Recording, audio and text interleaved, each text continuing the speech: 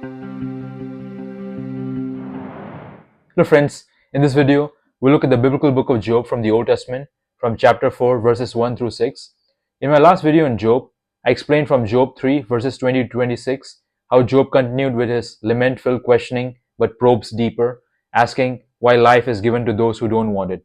The title of the previous video was The Curse of Life versus the Gift of Death.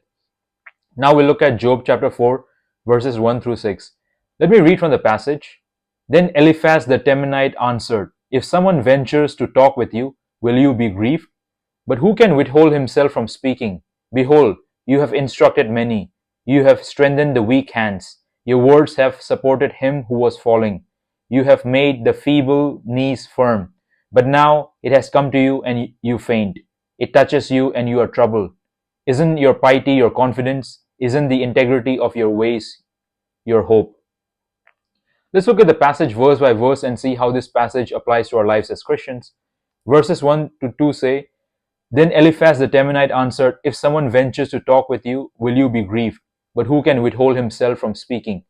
Here we see that one of Job's friends, Eliphaz the Temanite, breaks the long silence between them and Job.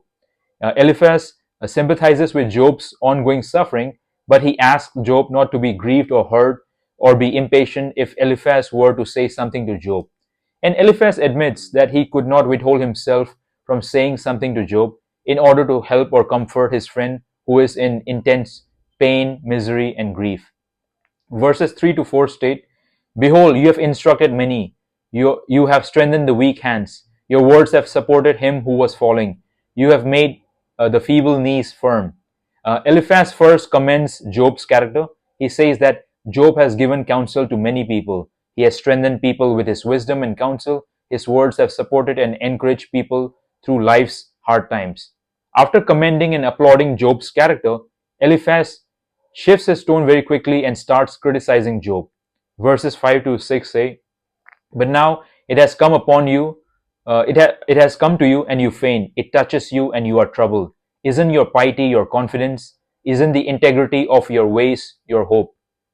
Eliphaz is saying that Job, you have given wise counsel to people. Your words helped people and comforted them in various situations. Your instructions guided many people. But now you are in need of some instruction yourself. Either Job should counsel himself or receive counsel from others. Eliphaz is basically saying that it looked all nice when you were giving wise counsel or words to others in their hard times. But when hard times have come upon you, dear Job, you faint, you are troubled. Job comforted other people in the past. Can he not comfort himself now? So basically, Job is not practicing what he preaches to others. And Eliphaz also suggests that there is perhaps some hypocrisy in Job's character.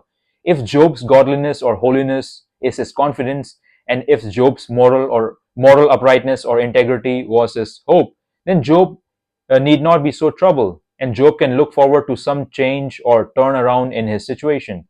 But if Job is so troubled by his current situation of suffering, then maybe that reveals that Job's faith is shallow and his piety and integrity are suspect. So from Job chapter 4 verses 1 through 6, there are at least 2 points of application for us in the Christian life. 2 points of application for us in the Christian life. First, when someone is going through suffering, we don't have to be quick to speak into their lives, their suffering, by offering unsolicited, rigid, harsh, misguided advice or theological advice, analysis, or explanations, all of which may not be helpful. The problem with Eliphaz was that he was doing exactly that to Job, which unnecessarily added to Job's suffering. James 1 verse 19 says, Be slow to speak and quick to listen. Be slow to speak and quick to listen. The idea here is that first, it's important to be mindful of others, mindful of their situations, to understand them first by listening to them and then speaking slowly.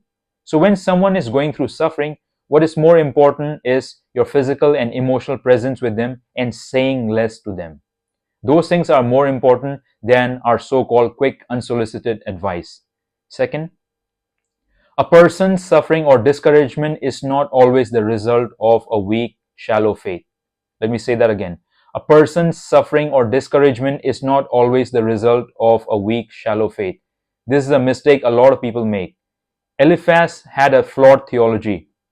He was insinuating or suggesting that Job's suffering and discouragement were due to Job's shallow, weak faith or compromised faith. Job's piety, his integrity, and faith should have helped him in his suffering, but it seems that those things were not helping him. We have to be very careful here.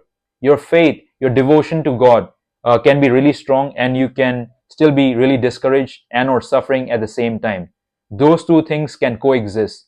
They both can exist at the same time in the same person. Jesus had a really strong faith. I mean, who would doubt that? Jesus had a really strong faith, yet in the Garden of Gethsemane, he was really discouraged. He felt intense sorrow to the point of death. Are we going to say that Jesus had a weak faith? Obviously not. The point is that a person's suffering or discouragement is not always because of a weak, shallow faith. A person's faith, a person's devotion to God can be really strong, and that person can still be really discouraged and or suffering at the same time. God allows suffering and discouragement for his own reasons and purposes, and we may not always know perfectly what those reasons and purposes are.